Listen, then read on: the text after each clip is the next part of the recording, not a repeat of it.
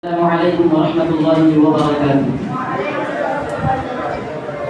حامد وصلي على رسوله الكريم ومن ولا أما بعد فأعوذ بالله من الشيطان الرجيم بسم الله الرحمن الرحيم فاسألوا أهل الذكر إن كنتم لا تعلمون بالآية সকল প্রশংসা সেই মহান রব্বুল আলামিনের জন্য যিনি আমাদেরকে এখানে বসার তৌফিক দান করেছেন আমরা সকলে বলি আলহামদুলিল্লাহ এবং সেই মুক্তির দূত যা থেকে বর্তমানে চলে এসেছেন আমরা সকলে তার প্রতি দরুদ পাঠ করি সাল্লাল্লাহু আলাইহি ওয়াসাল্লাম বলি আজকে এখানে উপস্থিত সুযোগ্য বিচারক মণ্ডলী আমার সিনিয়র ছাত্রদের আমাদের সম্মুখে আমার অতি সংক্ষিপ্ত আলোচনা বিষয় হচ্ছে লজ্জাশীলতা।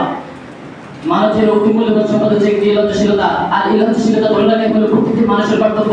সুতরাং এক্ষেত্রে আপনাকে লজ্জাশীলতা অবলম্বন করতেই হবে। যে কাজ করলে লজ্জাশীলতা কি, যে কাজ করলে মানুষ জনসম্মুখে মাথা মাথা করতে পারে সেই বইতে পরিহার করে সেটাই হলো লজ্জাশীলতা। লজ্জাশীলতা ইমানের একটি অঙ্গ, যেমন রাসূলুল্লাহ সাল্লাল্লাহু আলাইহি ওয়াসাল্লাম বলেন আল-ঈমান বিদ'un ওয়া সাব'ুনা শু'বা ফাআফদাল মা ক্বালা লা ইলাহা ইল্লাল্লাহ ওয়া আদনা ঈমানাতুল আ'লা 'ani তারিq ওয়াল হায়াউ শু'বাতুন মিনাল মুত্তাফাকুন আলাইহি। রাদিয়াল্লাহু তাআলা বলেন রাসূলুল্লাহ আলাইহি ওয়াসাল্লাম বলেছেন যে ঈমানের সর্বোত্তম বেশি শাখা প্রশাখা রয়েছে, যার মধ্যে সর্বোত্তম শাখা হলো লা ইলাহা ইল্লাল্লাহ এবং সর্বনিম্ন শাখা হলো রাস্তা থেকে কষ্টদায়ক কিছু সরানো, আর তার মধ্যে একটি শাখা হলো লজ্জা, অর্থাৎ লজ্জা একটি ঈমানের অংশ। আর আল্লাহ রাসূল অন্য হাদিসে বলেন যে আল হায়াউ মিনাল ঈমান, আল হায়া ওয়াল ঈমান বলেন জামিআন, ঈমান এবং লজ্জা হচ্ছে তার বন্ধু, অর্থাৎ তারা একই সাথে থাকে। ফাইদা রাফিআ আহাদুহুমা, যখন তাদের একটি চলে যায় রুফিআ আল আখার, অন্যটি এমনি চলে যায়। রাওয়াহু আহমদ। সুতরাং আপনার যদি লজ্জা থাকে তাহলে আপনার ঈমান থাকবে, আর যদি লজ্জা না থাকে তাহলে ঈমান থাকবে না। যেমন রাসূলুল্লাহ সাল্লাল্লাহু আলাইহি ওয়াসাল্লাম আরেকটি হাদিস বলেছেন যে ইদা লাম তাস্তাহি ফাসনা মা শিতা, যদি তোমাদের লজ্জা না থাকে তাহলে তোমরা যা ইচ্ছা তাই করতে পারো।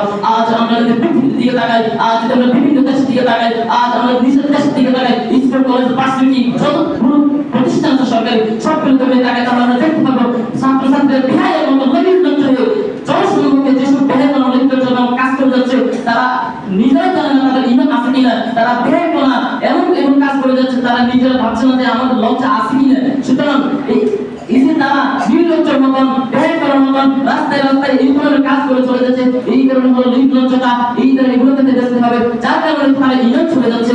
এই ধরনের কাজ থেকে যে তারা ঈমান চলে যাচ্ছে তারা বুঝতেও পারে না। এই লজ্জা সম্পর্কে আল্লাহ রাসূল বলতে এক সাহাবীকে বললেন যে নিশ্চয়ই আল্লাহ তাআলা এমন দুটিকে ভালোবাসেন যার মধ্যে দুটি গুণ আছে, আল্লাহ তাকে ভালোবাসেন। এক সাহাবী জিজ্ঞেস করলেন অনেক গুণ, সেই দুটি কি? তখন আল্লাহ রাসূল বলেন আল ইলমু বুদ্ধিমত্তা, দিক আল হায়া লজ্জাশীলতা। সুতরাং আপনার লজ্জা আল্লাহ আপনাকে ভালোবাসবেন। আর শুধু তাই নয়, আল্লাহ রাসূল বলেছেন যে যার মধ্যে এই লজ্জাশীলতা আছে, যেমন বলেন আল ঈমানু মিনাল আল হায়া মিনাল ঈমান ওয়াল ঈমান ফিল জান্নাহ, লজ্জা হচ্ছে ঈমানের একটি অংশ আর ঈমান হচ্ছে জান্নাত। ওয়াল বাদাউ ফিল জাফা ওয়াল জাফাউ ফিন নার, আর নির্লজ্জা হচ্ছে দুশ্চরিত্রের অঙ্গ আর দুশ্চরিত্র হচ্ছে জাহান্নামের স্থান। তাহলে এই হাদিস থেকে বোঝা যায় যে যদি আপনার লজ্জা থাকে তাহলে আপনার ঈমান আছে, আর ঈমান আছে তো জান্নাত আছে। আর আপনার যদি লজ্জা না থাকে তাহলে আপনার ঈমান নেই, আর ঈমান নেই তো তার মানে আপনার জাহান্নাম নিশ্চিত। সুতরাং আপনাকে সবসময় লজ্জাশীলতা অবলম্বন করতে হবে। পরিশেষে আরেকটি কথা বলবো, সেটা হলো এই অর্জনের ক্ষেত্রে আপনাকে লজ্জাশীলতা এড়িয়ে চলতে হবে। কেননা যে কোনো জ্ঞান অর্জনের ক্ষেত্রে আপনাকে অবশ্যই শিক্ষককে মুতাল্লিসকে প্রশ্ন করে জানিয়ে নিতে হবে। কেননা আলী রাদিয়াল্লাহু তাআলা আল্লাহ রাসূলের চাচাতো ভাই, তারপরে তিনি তাকে জিজ্ঞেস করেন ইয়া আল্লাহ রাসূল, আমার তো অধিক পরিমাণে মুসিবত হয়, এখন আমি কি করব? তারপরে আল্লাহ রাসূল লজ্জা করে তাকে বললেন যে তুমি গোসল করো না, তুমি গোসল করলে এটা সমাধান হয়ে যাবে। তাহলে এই ক্ষেত্রে লজ্জা এড়িয়ে চলে এসে তিনি প্রশ্ন করলেন। সুতরাং আপনাকে এড়িয়ে অর্জনের ক্ষেত্রে লজ্জাশীলতা এড়িয়ে চলতে হবে। এই ক্ষেত্রে আপনাকে অবশ্যই যদি আপনি এই লজ্জাশীলতাকে এড়িয়ে না চলেন তাহলে আপনি এলিম অর্জন করতে পারবেন না, আপনি জ্ঞান অর্জন করতে পারবেন না। সুতরাং আপনাকে এই ক্ষেত্রে লজ্জাশীলতা এড়িয়ে চলতে হবে।